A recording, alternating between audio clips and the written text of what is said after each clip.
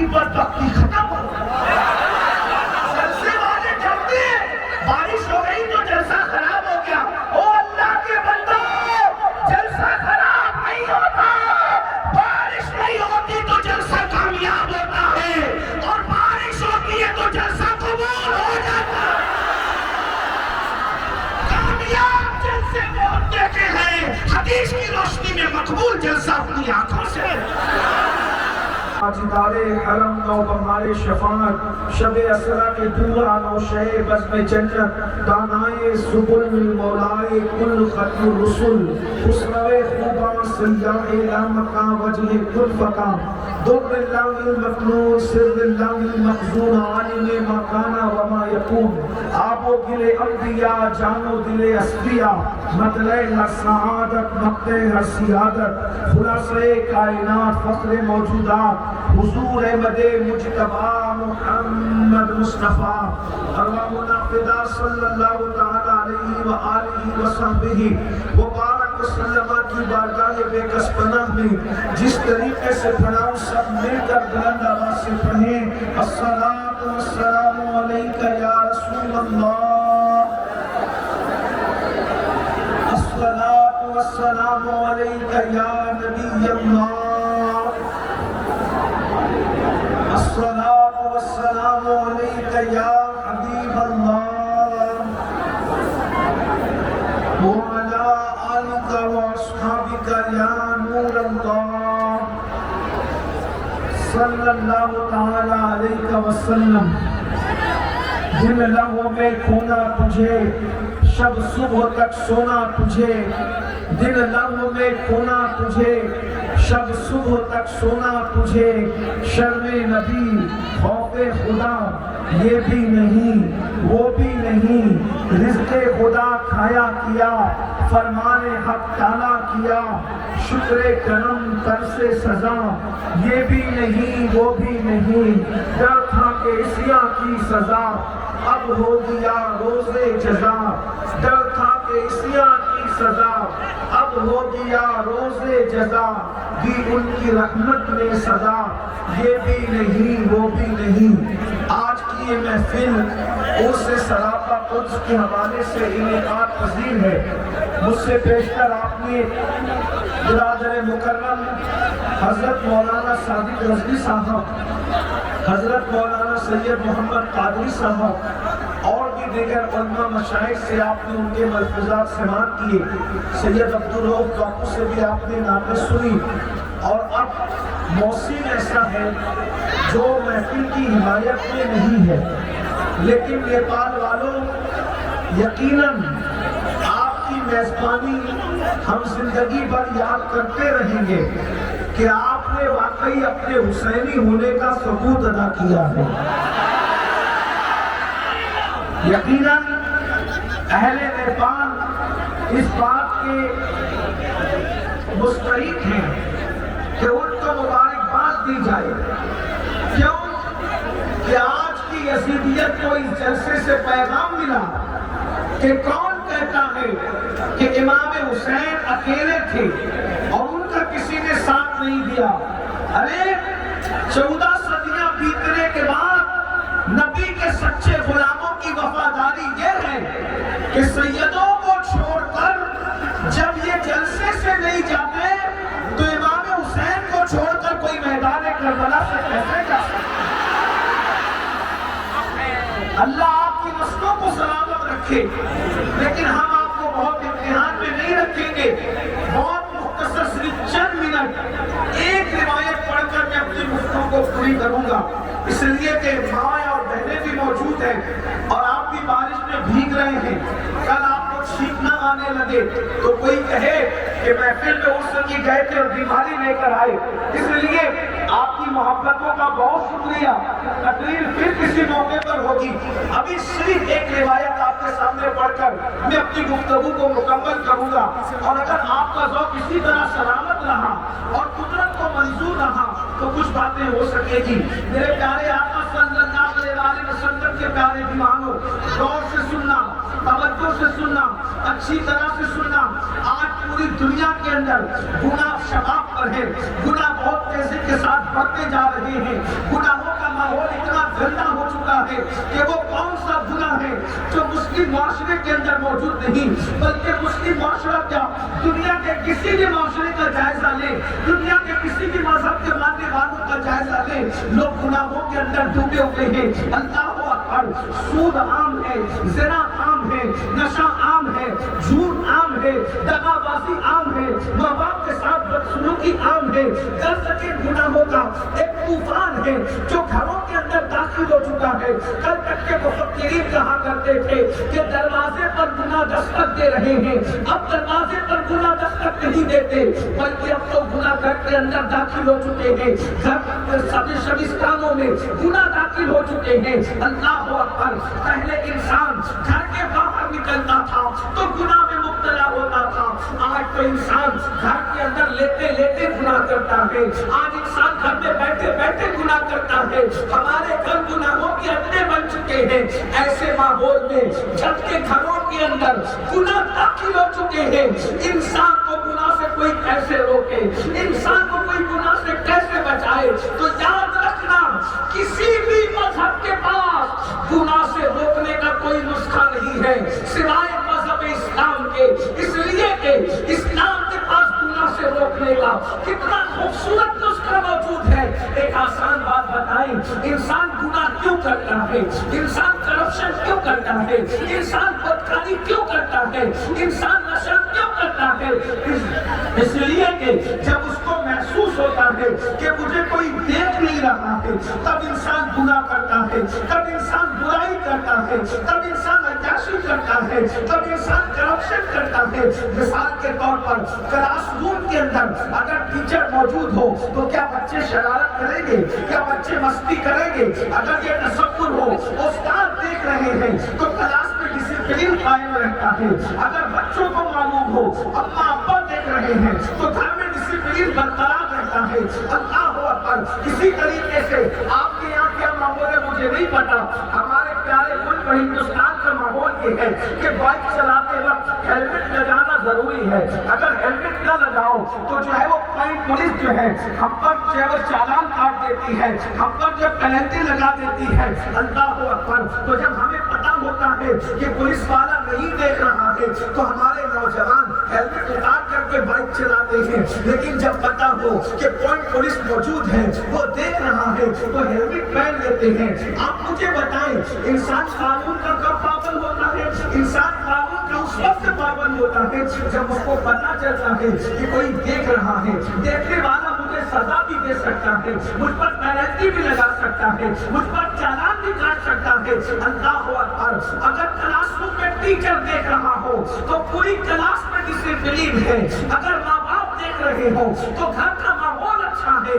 اسی طریقے سے پولیس والا دیکھ رہا ہو تو کوئی جو ہے وہ قانون ڈرائیونگ کے قانون کے خلاف کوئی کام نہیں کرتا۔ اب پوری دنیا گناہوں میں کیوں ڈوب گئی؟ پوری دنیا عیاشیوں میں کیوں ڈوب گئی؟ اس لیے کہ دنیا کے پاس دیکھنے کا کوئی تصور نہیں ہے، لیکن سبحان اللہ، مذہب اسلام میں اتنا خوبصورت تصور ہے۔ وَاتَّقُوا اللَّهَ الَّذِي تَسَاءَلُونَ بِهِ وَالْأَرْحَامَ إِنَّ اللَّهَ كَانَ عَلَيْكُمْ رَقِيبًا۔ اس اللہ سے ڈرتے رہو جس کی بارگاہ میں سوال کرتے ہو، رشتوں کا خیال کرو اور اللہ سے ڈرو، وہ ہر وقت تمہیں دیکھ رہا ہے۔ کوئی دیکھے نہ دیکھے، اللہ تمہیں دیکھ رہا ہے، ہر وقت دیکھ رہا ہے۔ آسمانوں کی بلندی پر جاؤ تو بھی اللہ دیکھ رہا ہے، زمین کی بستیوں میں جاؤ تو بھی اللہ دیکھ رہا ہے، غاروں میں جاؤ تو بھی اللہ دیکھ رہا ہے، قبروں میں جاؤ تو بھی اللہ دیکھ رہا ہے۔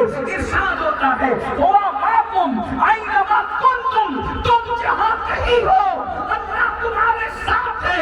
ارشاد ہوتا ہے نَحْنُ أَقْرَبُ إِلَيْهِ مِنْ حبل الورید، اللہ تمہاری شہرگوں سے زیادہ قریب ہے۔ اب آپ سے پوچھنا چاہتا ہوں، ماں باپ دیکھے تو ہم سگریٹ نہیں پیتے، ماں باپ دیکھے تو ہم کسی لڑکی پر بری نظر نہیں اٹھاتے، ٹیچر دیکھے تو ہم کلاس روم میں مستی نہیں کرتے۔ اللہ اکبر۔ اب مجھے بتاؤ مسلمانوں، نیپال والوں، اللہ دیکھ رہا ہے، باپ کے دیکھنے پہ سگریٹ نہیں پیتے، اللہ کے دیکھنے پہ لوگ زنا کیسے کر لیتے ہیں، اللہ کے دیکھنے کے باوجود لوگ چوری کیسے کرتے ہیں، اللہ کے دیکھنے کے باوجود لوگ جرائم کیسے کرتے ہیں، اللہ کے دیکھنے کے باوجود لوگ گناہ کیسے کرتے ہیں۔ اب میں آپ سے پوچھنا چاہتا ہوں، یہاں پر جوانوں کی تعداد ہے، میرے تو دل کے ایک ایک کونے سے آپ کے لیے دعا نکل رہی ہے، میں دعا دے کر جاتا ہوں، اللہ تمہاری نسلوں کو آباد رکھے۔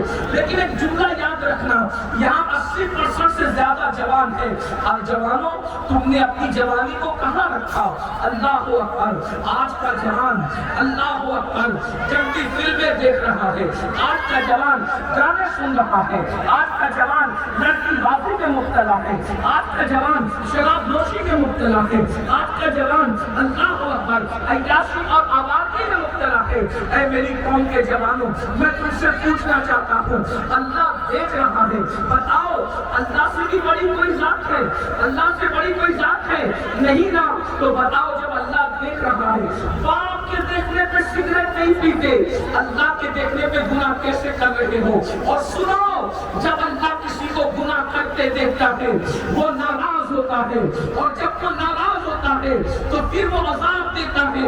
اس کا ارشاد ہے، اِنَّ بَطْشَ رَبِّكَ لَشَدِيدٌ، تیرے رب کی پکڑ بڑی سخت ہے۔ اور جب اللہ کسی کو عذاب دیتا ہے، جوانی کے نشے میں گناہ کرنے والوں، جب کوئی جوان گناہ کرتا ہے تو اللہ اس سے جوانی چھین لیتا ہے، جب کوئی دولت مند گناہ کرتا ہے اللہ اس سے دولت چھین لیتا ہے۔ بس میں ایک بات جو حدیث پڑھنے والا تھا اس حدیث کو پڑھ کر بات مکمل کروں، پھر انشاءاللہ میرا وعدہ ہے کبھی بھی آئیں گے تو آپ کے سامنے لمبی تقریر کریں گے، اس لیے کہ موسم خراب نہیں ہے۔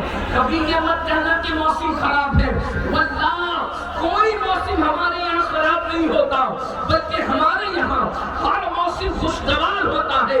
ہاں یہ کہو کہ موسم محفل کی حمایت میں نہیں ہے، ورنہ میرے محبوب نے جو موسم دیا ہے وہ بڑا خوبصورت ہے۔ اگر بارش کا موسم خراب ہوتا تو بارش کی برکت سے پودے کیوں تھے، جنگلوں میں مور کیوں ناچتے، کلیاں کیوں مسکراتی، بھورے کیوں گنگناتے، ٹکریوں کا باغپن کیوں ہوتا؟ تو یاد رکھیں میرے اللہ نے تینوں موسم عطا کیا ہے اور تینوں کے تینوں خوبصورت ہے۔ موسم خراب کبھی مت کہا کرو، بلکہ یہ کیا کہا کرو کہ موسم محفل کی حمایت میں نہیں ہے تاکہ اللہ ناراض نہ ہو۔ تو آخری بات کے طور پر سن لیجئے میرے جوانوں، یقیناً زندگی میں ایسے لمحات آتے ہیں کہ دل گناہ کرنے کو چاہتا ہے، دل گناہ کرنے کو چاہتا ہے۔ دھیان سے سننا، آپ کھڑے ہو کر کے سن رہے ہو، اب کوئی کھڑے مت ہونا، توجہ سے سننا۔ بس آخری بات کے طور پہ دل چاہتا ہے گناہ کر لو، سفر میں دل چاہتا ہے گناہ کر لو، اللہ اکبر، گھر میں دل چاہتا ہے گناہ کر لو۔ شیطان نوجوانوں کو اپنا کٹپتلی بنا کر اس سے گناہ کروانا چاہتا ہے۔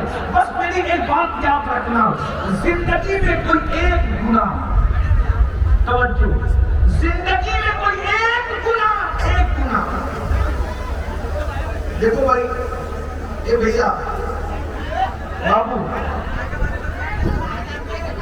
بس ہو گیا میرے بھیا، ہو گیا بس۔ اتنی اچھی گفتگو رسول ہے، تم نے گڑبڑ کیا ایسا مت کرو۔ نہیں ٹھیک ہے، بہت اچھے آدمی، کتنی چمکدار، منہ چمکتا ہے، ایسے کام کر، ایسے نہیں کرنا بیٹا۔ آپ کیا چیز ہے؟ حضور کی محفل ہے، دو طرف سے گفتگو ہوتی ہے تو مناظرہ ہوتا ہے، یہ مناظرے کی محفل نہیں ہے، یہ تو رسول اللہ کے ذکر کی محفل ہے۔ چپ چاپ آخری بات کہہ رہا ہوں، سن لو، بولو یہ رات کبھی آئے گی؟ یہ ناظرین لوگ ہمیشہ کہتے ہیں کہ رحمت کی برسات میں تم ذکر سن رہے ہو، لیکن وہ برسات تمہیں نظر نہیں آتی۔ یہ مالک غوث پاک کا کتنا بڑا کرم ہے کہ جو رحمت نظر آتی ہے وہ بھی دکھ رہی ہے، جو نظر نہیں آتی ہے اس میں بھی کہا رہے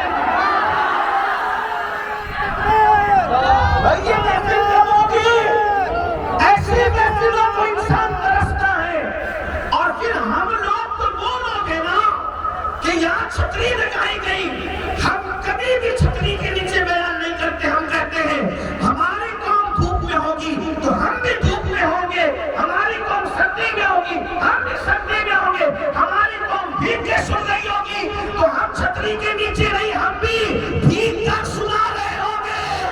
اس لیے ہم یزید کے جانشین نہیں ہیں کہ خود شام میں بیٹھ کے آرام کرے اور فوج کو لڑنے کے لیے بھیجے، ہم تو حسین کے وارث ہیں، آگے ہم رہیں گے پیچھے کون رہے گا۔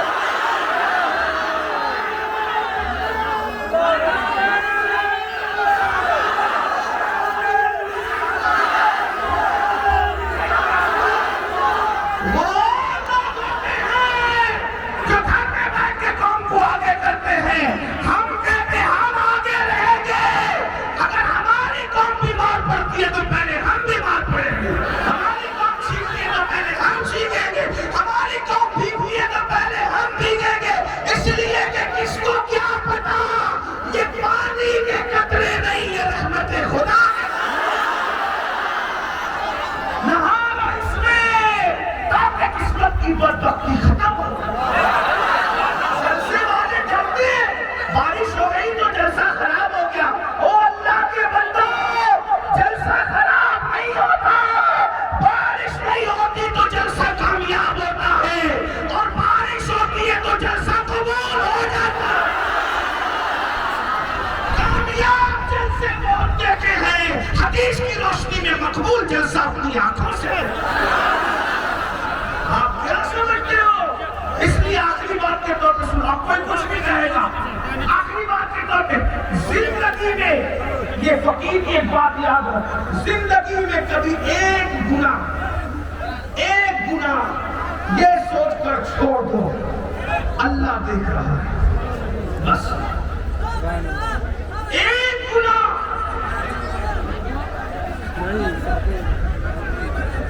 زندگی میں ایک گناہ یہ سوچ کر چھوڑ دو اللہ دیکھ رہا ہے، بس ایک گناہ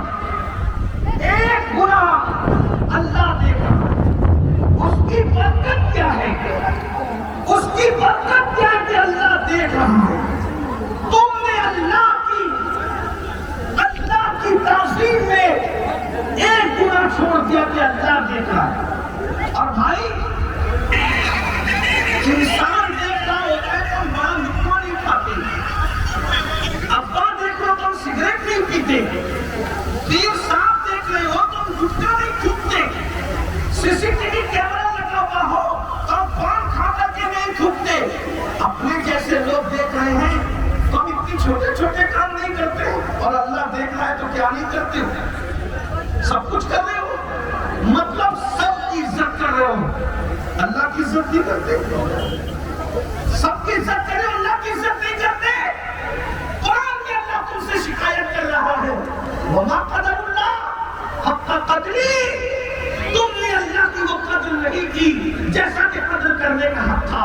ارے ظالم، تو نے گورنمنٹ کے آفیسروں کی تو قدر کی، تو نے اپنے پیروں کی تو قدر کی، تو نے اپنے ماں باپ کی تو قدر کی، تو نے صرف سی سی ٹی وی کیمرے کی تو قدر کی، اللہ کی قدر نہیں کی۔ سی سی ٹی وی کیمرے کی ضد پہ اگر لکھا ہو تو آپ پان کھا کر کے نہیں تھوکتے، اللہ دیکھ رہا ہے، سود بھی کھا رہے ہو، زنا بھی کر رہے ہو، فلمیں بھی دیکھ رہے ہو، گندی پکچریں دیکھتے دیکھتے سو رہے ہو، ایک دن مرنا ہے۔ سن لو، اللہ کی طاقت بہت بڑی ہے، جب اللہ پر ناراض ہوتا ہے تو برباد کرتا ہے۔ دیکھ لو فرعون کو اس نے دریا میں غرق کر دیا، فرعون کو آج تک اس کو کفن میسر نہیں آیا، نمرود کو لنگڑے مچھر سے ہلاک کر دیا۔ میرے جوانوں، اللہ سے ڈرو، جب بھی دل گناہ کرنے کو چاہے تو سوچو کہ اللہ دیکھ رہا ہے، اللہ دیکھ رہا ہے۔ اس تصور سے صرف ایک گناہ چھوڑ دو گے، اس تصور سے صرف ایک گناہ چھوڑ دو گے، اللہ تمہاری زندگی کے ہر گناہ کو معاف کر دے گا۔